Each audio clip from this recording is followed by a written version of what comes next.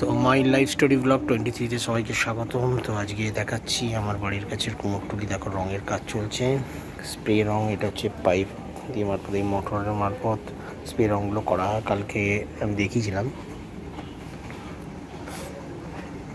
কত সুন্দর করেছে। দেখো পুরো জিনিসটা হলে কতগুলো ঠাকুর মোটামুটি পুরো দেখা হয়ে যাবে। এটা দেখো কত সুন্দর করেছে রঙটা, পুরোটা হলে আরও ভালো লাগবে। এদিকে ঠাকুরগুলো পুরো কমপ্লিট নেই।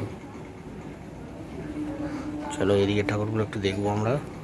ঠাকুরটা আগে দেখিয়েছিলাম আমি, পুরো কমপ্লিট নেই।